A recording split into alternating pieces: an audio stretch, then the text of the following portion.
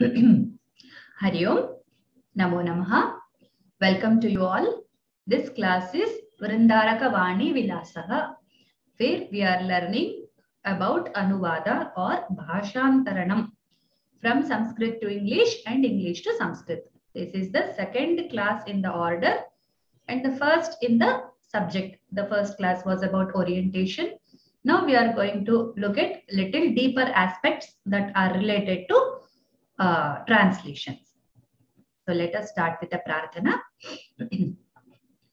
Yo brahmadam vidadhati purvam yo vai vedanscha prahinoti tasmai tamhadevam atma buddhi prakasham mumukshurvai sharanamaham prapadye vakratunda mahakaya suryakoti samaprabha nirvignam kuru me deva sarvakaryeshu sarvada saraswati namastubhyam Varade kamarupini vidyarambham karishyami siddhirbhavatu me sada yena akshara samamnaya madhigamya maheshwarat krichnam vyakaranam proktam tasmai paninaye namaha vakyakaram vararuchim bhashyakaram patanjalim paninim sutrakaram cha pranatosmi munitrayam.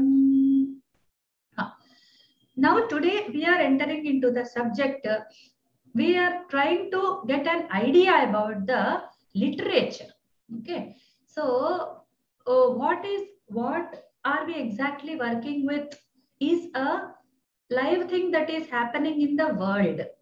We cannot do translation out of language, out of content. So form and content both are very most important parts of any kind of translation that we do or any work we create, either be it a creative literature or be it a translation.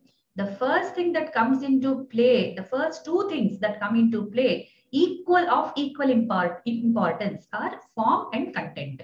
So today we are going to talk about the content part of the translation. Okay, unless we understand a language, the features of a language and the features of literature both.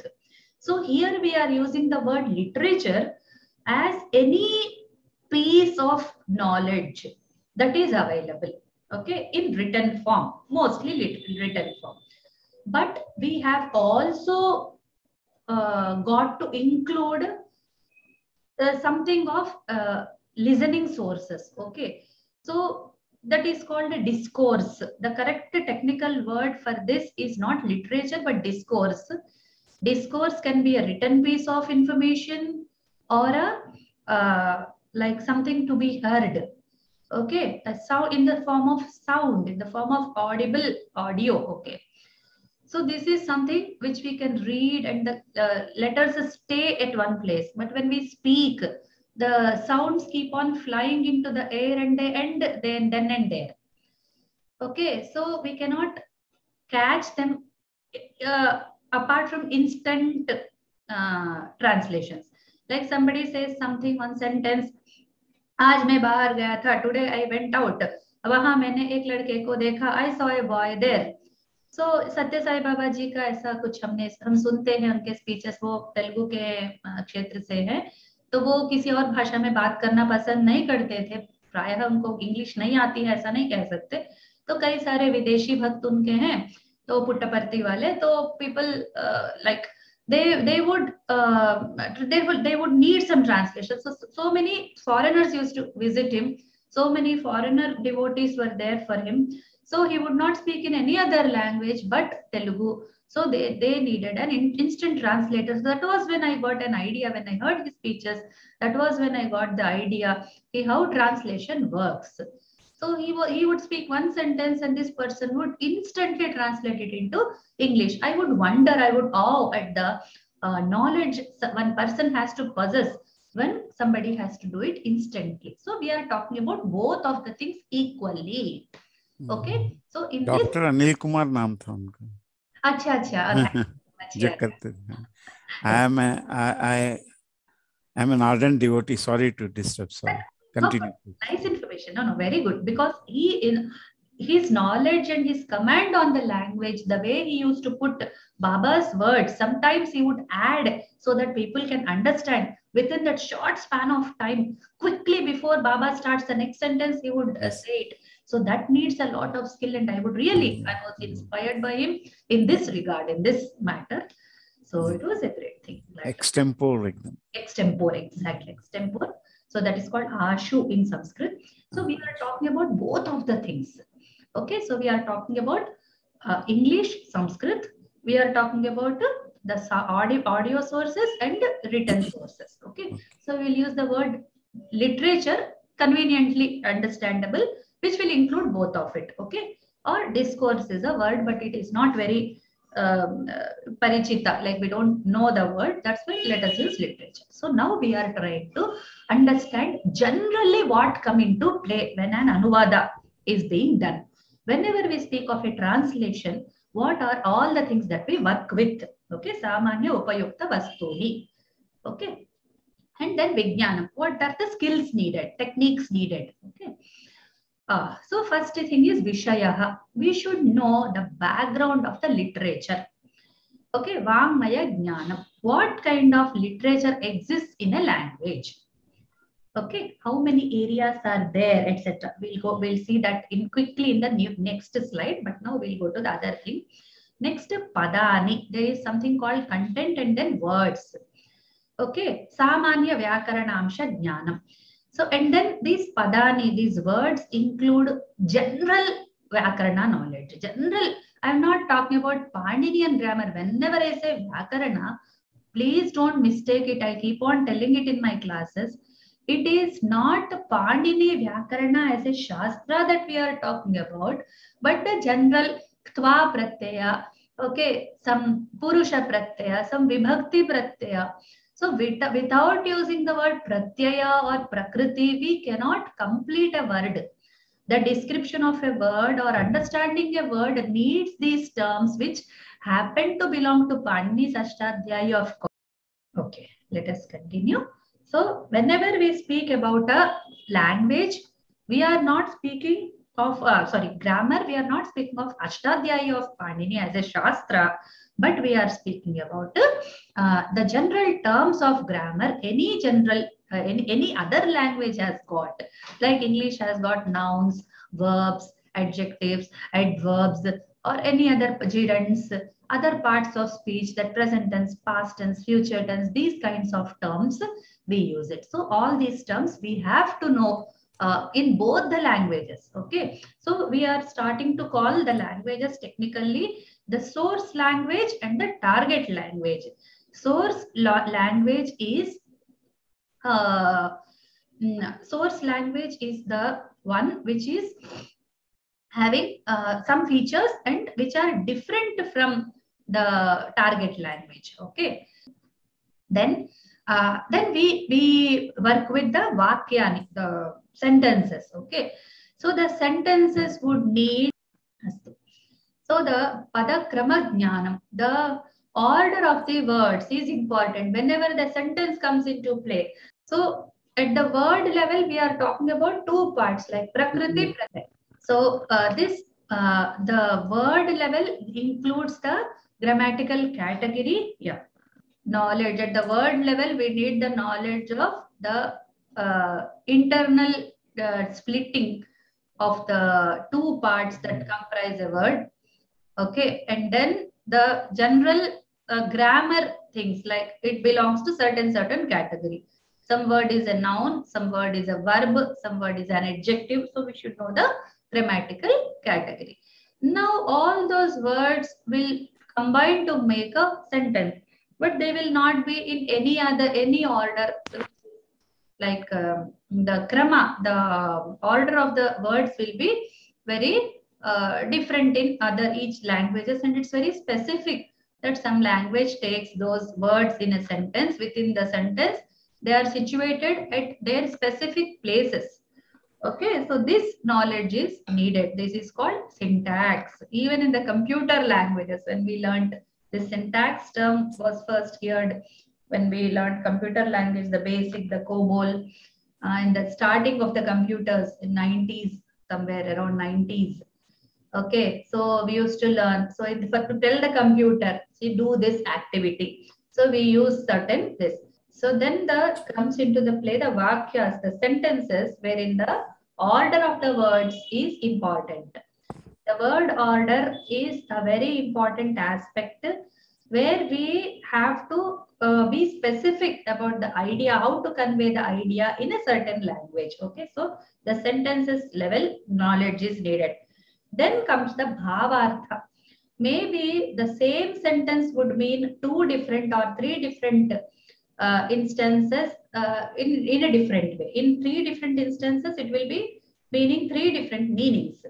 So one should not only have the knowledge of the words in a sentence, but they should also be able to bring out the essence of the sentence, because we cannot translate words. As somebody puts it, a very good translator, he tried a lot of translations. He gives a theory that nobody can translate the words and meanings. They will translate the bhava, they will translate the essence. Okay, so the bhavartha can be internal and external. Something which is implicitly, like it is not explicitly put in words, but something that comes. So somebody says in a kakuswara, this boy works very hard. He works very hard. I know how much he works. So what exactly is meant here is he does not work very good, and he is not fit for this applaud. Okay. So this kind of bhavarthas, the kakus, the meaning of exactly negative, the reverse, all this happens in the life, in the world, among the people. All that is reflected in the literature, because there are again patras, like there are people speaking to each other in a novel, in a nataka. There are dialogues, there are situations which are real life situations as well. Okay, some people write a note on what happened to them, some experience they want to share, so they put the dialogues in. So there we have to have the idea of what they exactly, is it a plain sentence, is it something like it is meaning something else than what it is saying. So all this knowledge is needed. Then if you are working with a poetry, if you are working with the kavya part, poetry in English and kavyas in Sanskrit, then you need to know the chandas and vritta. If you want to do a padyanuvada, okay, then you need the knowledge of this also. So the metrics in the meters, etc. in English is entirely different. It's called prosody. The prosody in English is entirely different from the prosody in Sanskrita. Okay. Now, then what skills are needed? So we'll go step by step in this.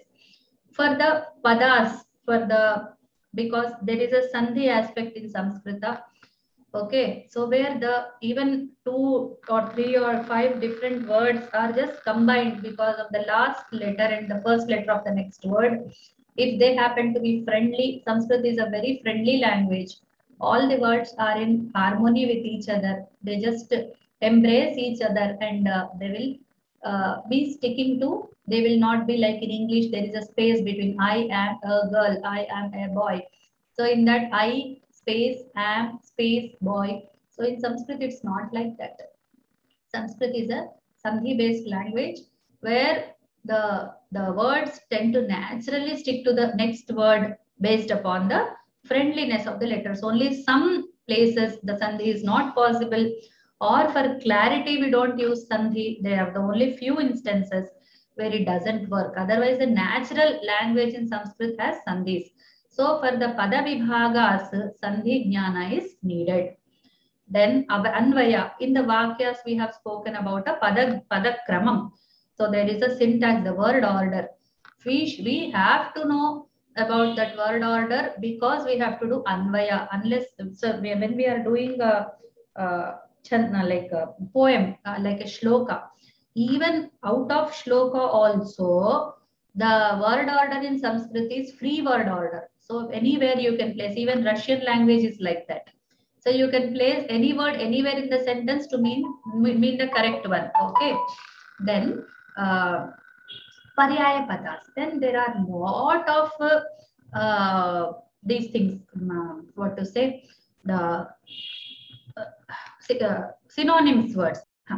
So there are paryaya padas, the lot of synonymous words and one word giving many meanings. Okay, so these things also matter a lot when we translate. Samanya bhasha niyamaha. So we should know that this language has got generally this, like for example, auxiliary verbs are used in English. So this was a very new feature for the Indians who started learning English initially. So now people learn English better than their mother tongues, and before their mother tongues come to their life, the English starts to flow in. So they don't have any problem. But previously, when my parents were there, when I came into the studying time, then it was a little difficult for us. Like that's ease, was to understand them, would to working with can and able. So all these things they matter a lot. So samanya bhasha niyamaha. English takes auxiliary verbs. Russian doesn't take auxiliary verbs. German doesn't take auxiliary, or German takes it. Japanese takes subject markers and object markers, kind of. So all these things we should know. Then vichiti, there is an idiom, something called idiom. So idiom is the most important place where all the translators get. This is a nikasha. It's like a touchstone where it, whether we just do it like this and we know whether it's gold or not. There is one rock on which the jeweler rubs the gold item that we give him. He'll just rub it and he will know whether it is. So for any translator in this world, even creative writers also, whether he's idiomatic or not is the most important place where it is tested. Now we will go to the content thing of the first Vishayaha we spoke of. So content thing, then what are the kinds? Now we'll go to that, that's in the next slide. So here mukhya prakara, what are the kinds of literature that we work with when we are speaking of Sanskrit? Okay, so we are talking about padya compositions, gadya compositions and mishrutam. Now please understand, every padya is not a kavya. This is a very great mistake that we, in other languages where they use prosody, it can be a kavya. It is bound to be a kavya. Okay, but in Sanskrit it is not like that. Any general content, secular contents and non-secular contents, everything can be put in, like Ayurveda granthas are there in padya form, and some kavyas are there in gadya form. So that's why we differentiate, like we make the classification as padya and gadya. That's all. It's in the padya form, not the content. Content is not poetry. Okay, so this. And mishritam, there are champus kind of kavyas, and some using the natakas, also using the padya and gadya at the same time. Then uddishta bhasha vastu prakara. So in the Sanskrit, if the source language is Sanskrit, this is. If the source language is English, this applies. Then we are talking about target language. Target language can either be Sanskrit or English. Then again it can be padyamayam, gadyamayam and mishritam. Okay. Now, if we are using padyas, there is vrittas. So we need to know about the meters and prosodies, niyamas. If there is a gadya, there is a word order. We have to know about that word order. Okay. Then mishrita, we should know both. Okay. So in the mishrita, it is more difficult. Okay. Now when we translate the source and the target, then either we are speaking of the same, like a song is translated as a song, back to song. Okay. Then the prose translated as a prose. Okay. We are speaking about samana rupam, when the source language content is same form. The form is retained when we are translating the content. Now it can be bhinna rupam. A song can be translated as a prose, and a prose can be translated as a shloka or a padya. Okay, it can change. So there can be two types possible. There are next antarika dharitaha. So the vibhaga, the classification based on the internal, like content, internal things. Okay, now we are speaking about that. Now the content based classification, vibhaga, we are speaking about classification. So Vaidika Vangmayam, there is a Vedic literature. Okay. Vaidika Vangmayam, Laukika Vangmayam. The majorly Sanskrit works are classified into two parts, Vaidika and Laukika. Okay. So the Sahityam Srijanatmakam and then Sahityetarat Vastavikam. So the Laukika, we won't touch the Vaidika Vangmayam, okay, because Vaidika Vangmayam is out of all these things. So it's not open for translations for the Sanatana Dharma followers at least. I'm not speaking about non-Indians, non-Sanatanis. I'm speaking about only Sanatanis. For them, it is not a literature to be touched in generally like we deal with Laukika Vangmayam. Okay, so at least in these classes, I'm not touching Vedic literature at all, because lot of things come into play which a layman is not aware of regarding Vedas. So we all know how complicated and how what you say, a level more than us, okay, like sublimated, and then many features, okay. So it's a very higher form of literature, so we are not speaking about that. And the prayojana, its application is entirely different.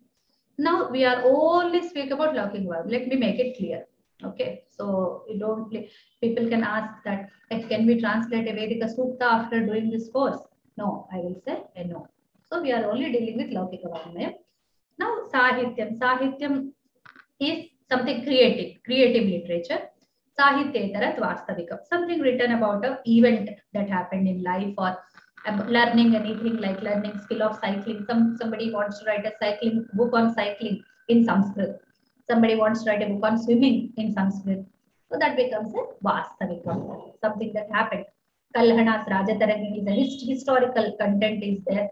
He wrote it with poetic beauty and all. That's a different thing, but it is something which has happened. Okay, so such kind of things. Then Prakara. So if we are doing on the content base, then it is Vaidika Vangmayam, Laukika Vangmayam. Now we are doing with the form based vidhana. Okay, how they have put the material. It can be Gadyam, Vakyatmakam, Padyam, Vrityatmakam, Geetam, Gayatmakam. Now the Geetam becomes entirely different from Padyam. Padyam can be sung or not, but when it's a Geetam, the rules of music come into play.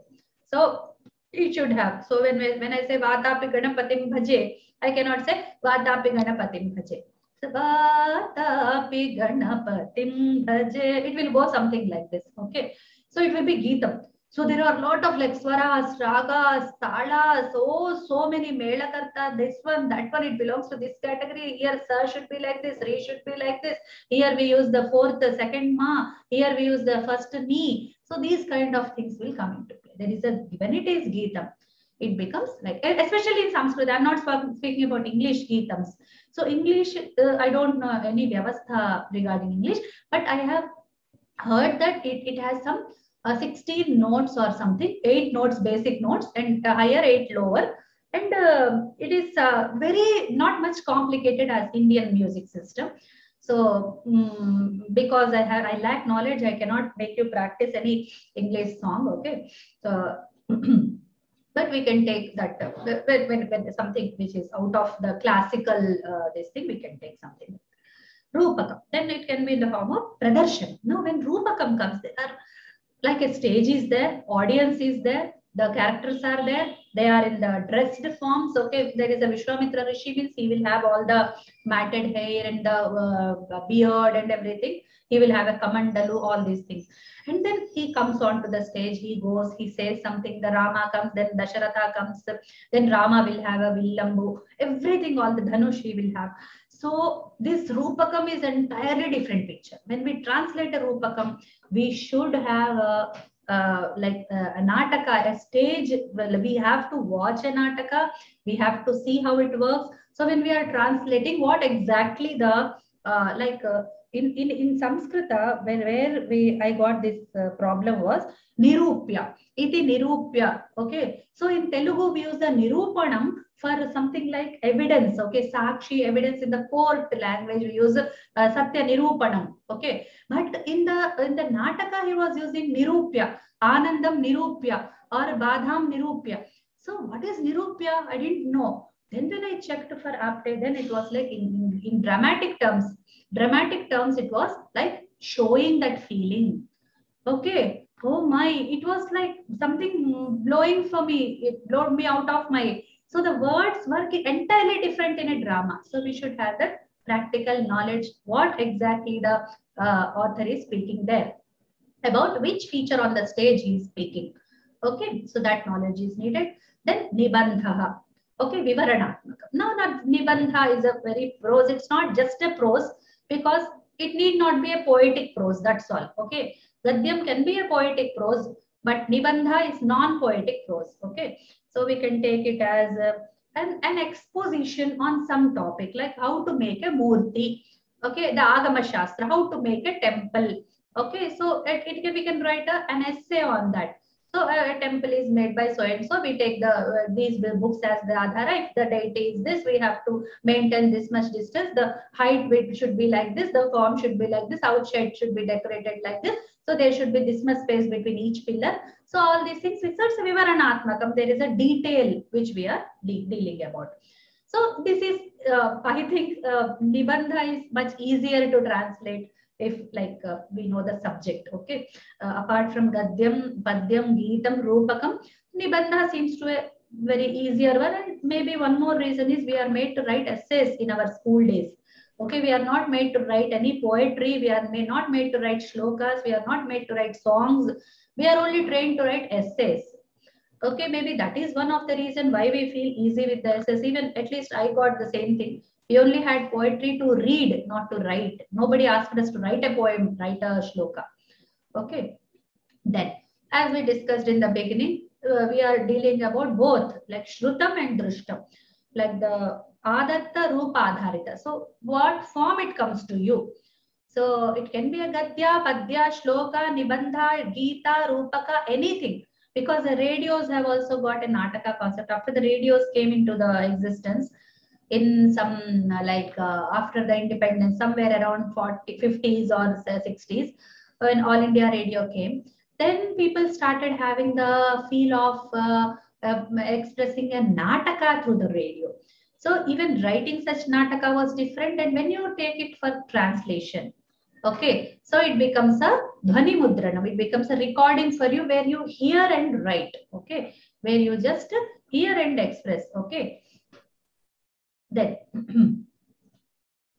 Akshara Rupam, Tankita Aksharam, Likita Aksharam. Now, when we are speaking about the Akshara, the words, okay, the written words, okay, then it can be typed word or a written word. Okay, somebody's handwriting. Okay, somebody writes with a pen, and there is a paper, there is this thing. Okay.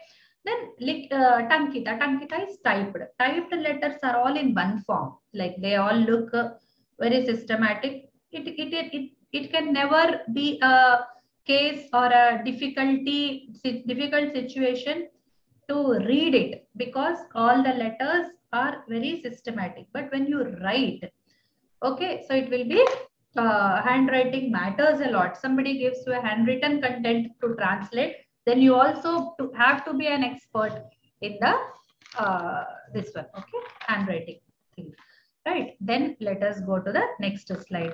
Now we come to the Vangmaya Vibhagaha in Sanskrita. When we are speaking about Sanskrit, so the Vaidika Vangmaya, we spoke of the Vaidika and Laukika. Now we'll see what exactly are there inside.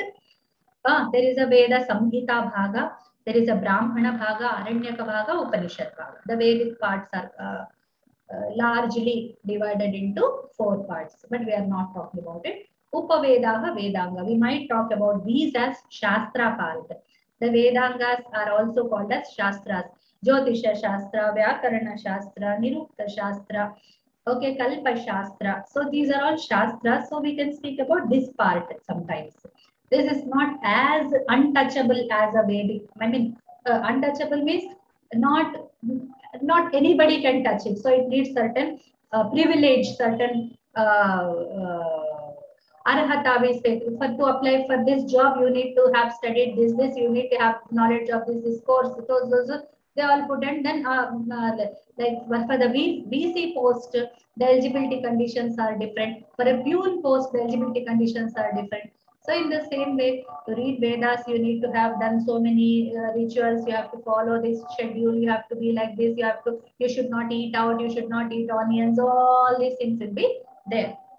Okay, so we are not speaking about that. So we also know we also should know this when we are an Anuvadaka, not just a creative writer. Okay, so first that's the reason why we take main Upaveda also can be considered as not much into that Vedic side, Dhanurveda, Ayurveda. So are these Upavedas. Then Vedangas, 6 Vedangas are there. Then Rushi Proktani. Vaidika Vangmayam is something heard from the divine. We believe that Vedas are apaurusheyas. No persons did the Vedas, but the rishis heard them from the divine. And they got udbodha, like from inside they were invoked, like they evoked from inside. Okay. Now these Puranas, etc., are told by rishis. The rishis sat and told the stories, the conditions that when you go to the tirtha, when you do the snana in the nadi, this is the procedure. So the rishis have told in a very detailed manner. And then smritis, so the acharas, how to do a vivaha, how to do an upanayana, how to do a griha pravesha. So the smritis have went to do, who is eligible, what are the duties of a grihastha. All these things will be written in the smritis. Okay. Then we come to the Laukika Vangmaya. So Vaidika, Rishi Prokta. So this Rishi Prokta is somewhere in between Vaidika and Laukika. Okay. So it's neither Vaidika nor Laukika, but it's more sacred than the Laukika Vangmaya, but not as sacred as the Vaidika Vangmaya. Not as untouchable, as undealable as Vaidika Vangmaya. Okay. So the Laukika Vangmayam has got stotras, the bhaktas have written the shastras, the darshanas, etc. Okay, and then now we'll come to the Srijanatmaka. What we exactly call the Kalidasa Kavya. What is very famous in the Sanskrit world. When we speak of Sanskrit language, what first comes to our heart and mind is the Kavya of Kalidasa, etc. So there are Itihasa, Ramayana, Mahabharata. It's not Purana. Ramayana, Mahabharata, though done by rishis, they are not just Puranas. They are happenings, real happenings, which are very systematically mentioned by Valmiki and Vyasa. So the both Ramayana and Mahabharata Itihasas. Then Natakas, Kavyas, Gadyam, Padyam and Champu, Geeti Kavyas, etc. There are many Shatakas are there and many more are there. We are not speaking about all that, but loosely like overall picture I am trying to give. Then now we come to the non-content, they are neither form nor this thing, but we are speaking about outside issues. Okay. So Samayadharita, when we pick up a translation, the first thing the one who ascribes the job to us, one who says you have to do this, asks us how much time you will take. Okay. So based on that time, it depends upon two things. Vishaya Gahanatvam, how deep is the thing? And then Vastu Pramana, how big is the thing? How deep and how big? If it is not deep but very large, it takes time. Like Mudgala Purana. I was attempting Mudgala Purana. I was thinking, but I was afraid of the size of that Purana. Okay. So it takes lot of time. You only sit on that, it will take some 3 years. Years it will take. It's not months' time. So what I feel is, which takes more than 1 year is a big one. Which takes in months, within months, like 6 months, 8 months, it is a medium level work. Which happens in days, like 5 days, 10 days, 15 days, 1 month. It's a small one. Okay. So we can take that. So Adhika Samayaha is more than 1 year. Nadhikaha, Nalpaha, medium is this one. Okay. 1 month within some months, and then Alpa Samayaha within days. Okay. So after that, Pramana Adharitaha, Brihat Pramana. So which is very big work like Kadambari, Mahakavya. Okay, it's big in the depth also, it's big in the form, like size also. So the Vishaya expression is also deep, the content is also big. Okay. Then Madhyama Pramanaka. Madhyama Pramanaka, Kavyam, Nibandha, so many sargas are there. So and Nibandha, some essays are there. So we can take the Alpa Pramanaka, Shlokaha, Geetam. There is one song. There are limited lines. Even there are 5 stanzas also. A song can maximum have a decent song. I'm speaking about an average song. can have 5 or like 3 stanzas. And if it is 2 stanzas, it's too small. And in music like Sangeeta, there is a Pallavi, there is a Anupallavi, there is one Charana. That's what. So it all sums up to one liner Pallavi, 2 liner Anupallavi, 4 liner. So there are only 7 lines to translate. So this is very small pramana. Okay, so in that size also it's that. Kaladharitaha. Now in Sanskrit there is a challenge when we pick up things for translating. It can be an ancient thing, Prachina Kalikaha, something which is from the olden days, good olden days, where none of us existed. So we have to know the Achara Vyavaharas of that time, what exactly the Rachayita is speaking, because we cannot contact the Rachayita. It can be in the form of a manuscript as well. So Prachina Kalikaha can also be in the form of manuscript. So manuscript has much more like to deal with, like we have to get the contents out of it, then get Parishkarana, there is something called, if there are any like holes by the insect, then we have to make up for that words, we have to fill them, and then we put it all together, then it gets published. After that we use it for some translation kind of endeavor. Okay, so Prachina Kalikaha or Adhunika Kalika. Now the problem with Adhunika Kalika in Sanskrit is Sanskrit language doesn't have words ready. I'm not saying Sanskrit language doesn't have words. I'm saying they are not ready. So we have to either coin them, but there is a lot of capability to generate new words, like a computer was generated. Okay. So in that, if you want to write about computer in Sanskrit, if you want to write about some neuroscience in Sanskrit, if you want to write about microbiology in Sanskrit, so how what kind of challenge it will be? That's Adhunika Kalika.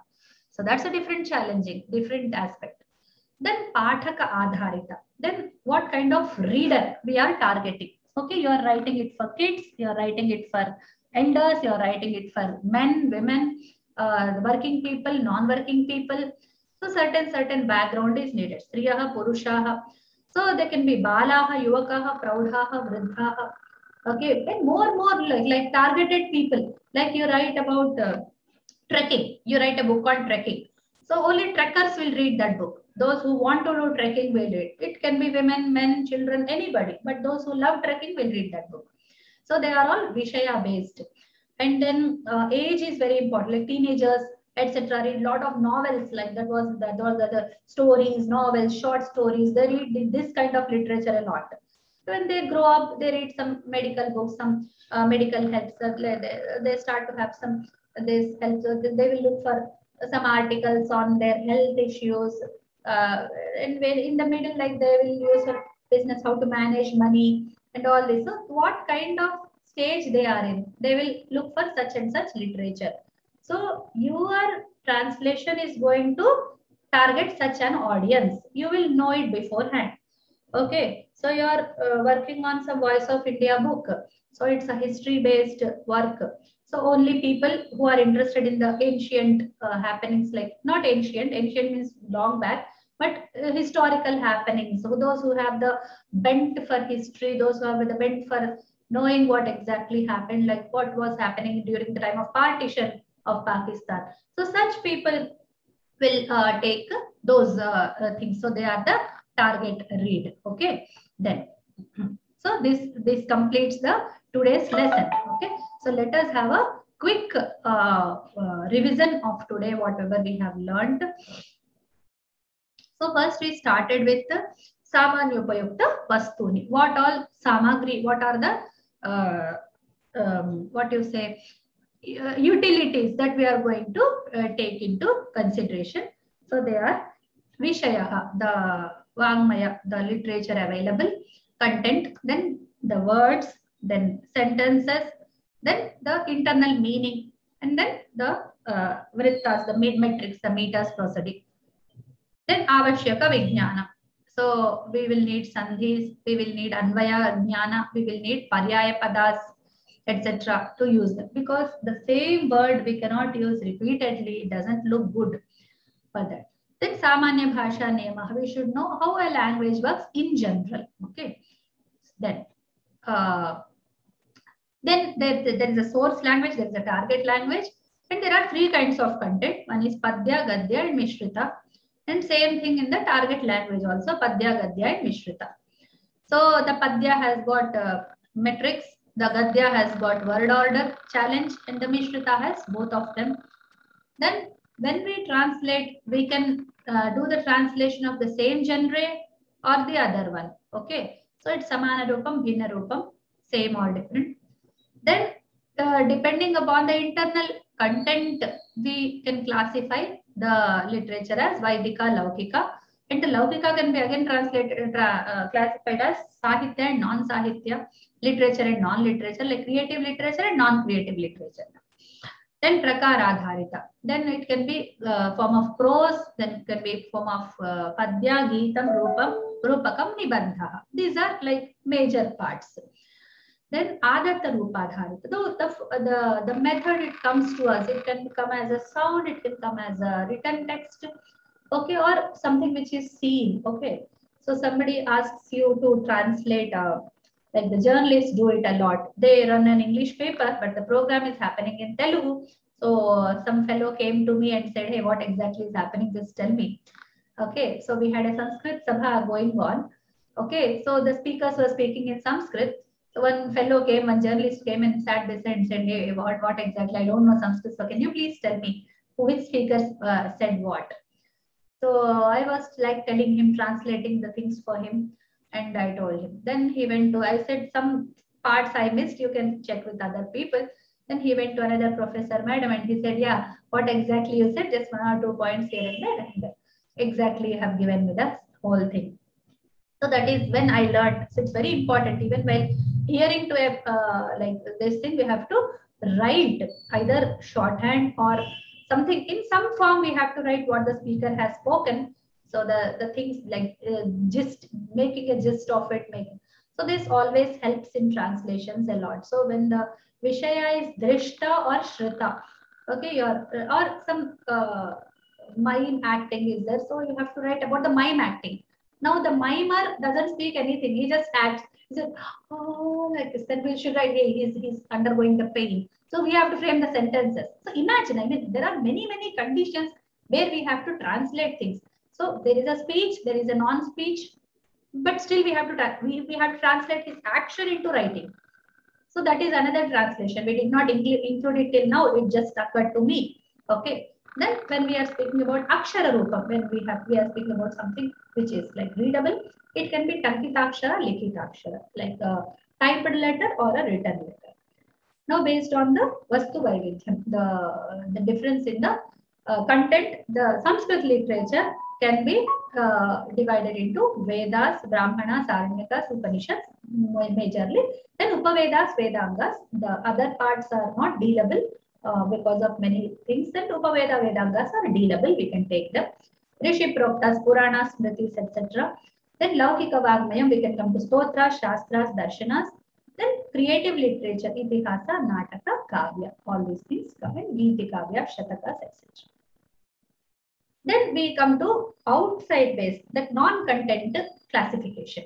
So it can be the Anuvada based on the time taken, we can classify it as longer time, shorter time, medium time. Okay.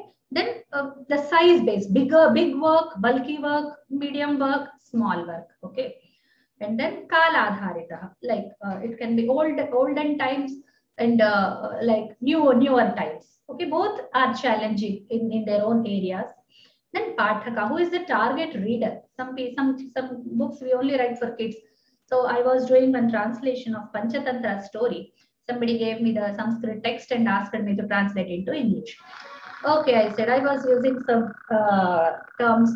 Then they asked me to simplify further because the target readers, the target audience is kids below 8 years, they said, 5 to 8 years kids. So I had to be very cautious while using the English words. I could not use bigger words. Okay.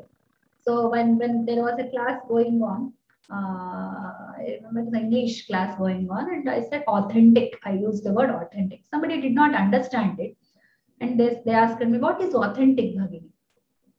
I did not know how to translate, how to get it to him. I was like lost. Then one more girl offered authentic means correct. So correct is the known word, authentic is unknown word. Then I understood, okay, this is how the language is understood and taken by people. So we should be cautious when we use. So okay, in place of cautious, we can use careful. So which are simpler, which are like reachable to people, more people know it. Okay? So these things all matter. Okay. So this is how the this lesson has been put. And you can just tell me your feedback or any doubts if you have got, or any more things to add, or we can stop. Madam नमस्कार. काकू क्या होता है? What is Kaku? Kaku is like a change in the voice to tell a different meaning. Emotions. Not emotions, not just emotions, but different meanings. Okay, different. Like for example, hey, you have come. So there's a happiness. Hey, you have come. Okay, you have done your duty. Like that. Hey, you have come. So this way. So where you are stressing, how you are expressing, that is kaku. So that hurts a lot when somebody comes. Oh, you have come. So now I'm going out. You came now. So like that we swear. Then they feel hurt. Hey, we have come in the wrong time. So we should not make them feel. So these are the kakus. The lot of effect. How do you translate these? It's a challenge. It's a very challenging part, because in the written text you have to understand it. It's not a spoken text. Okay. A novel you are translating, and one character says this. Okay. So to understand whether there is a kaku itself is a challenge. The writer should be conscious that he should indicate the kaku in the proper way. I don't have the right word for kaku. It may be stress, intonation. Kaku only in Sangeet also it is there. I don't. You have learned classical music, I believe. But not kaku in Sangeet, I am not aware. Achha, anyway. Now, what is touchstone? Touchstone is a nikasha, is like where the gold is rubbed on a stone. So whether if it's a real gold, it will not get rubbed. But if it is non-gold, when it's an imitation, some other metal, then it gets rubbed. What is that stone called? There is a particular word for that in Sanskrit. Nikasha. Nikasha. In Sanskrit, it's called nikasha. In Hindi, it is called. I always forget that word. So, खरा उतरना, on that stone खरा उतरना बोलते हैं. मुझे भी याद नहीं आ रहा है, मतलब बट मुझे पता है कुछ बोलते हैं. ये what is गद्य काव्य मैम? गद्य काव्य ma'am. Gadya is prose. All padyas are not gadya. Something you said in prose form. In the form of sentence, gadya is prose. Okay. But all kavyas are not padya, you said. There padya is like in the form of verse. Meter. Padya is a metered form. Gadya is a prose form, sentence form. Okay. Poetic prose, you said. Poetic prose is where the poetry is expressed in the form of prose. Oh. Okay. What is champu? Champu is a mixture of both. Padya gadya mayam kavyam champuritya vidiyate. So the champu is both padya and gadya together. So there are some sentences, there are some padyas. Oh. Okay. The descriptive parts are put in sentences, and like where the narration parts are put in sentences, and descriptions are put in poems. Okay. Once you had mentioned about Champu Ramayanam. Yes, it is like. I thought that Champu is the one who is writing that. But it is a type of. Okay. It's a type. Champu Ramayanam is a type. Can you please repeat that sloka just you said about Champu? Padya gadya mayam kavyam champuhu iti abhidhiyate. Okay. So there is a definition for everything in shloka in Sanskrit. Yeah. Thank you very much for enlightening my horizon. See, it's such a huge ask actually to translate, and to learn to translate like this is really great. Thank you very much. Thank you, ma'am. So we'll stop the class with the prarthana. Please, please. Swastik prajabhyah paripalayantam nyayena margena mahim mahishaah gobrahmanebhyah shubhamastu nityam लोकाः समस्ताः सुखिनो भवन्तु, सर्वे भवन्तु सुखिनः, सर्वे सन्तु निरामयाः, सर्वे भद्राणि पश्यन्तु, मा कश्चित् दुःखभाग् भवेत्। सर्वं श्रीरामार्पणमस्तु। धन्यवादाः। धन्यवादः। Tomorrow morning, same time. Okay, definitely.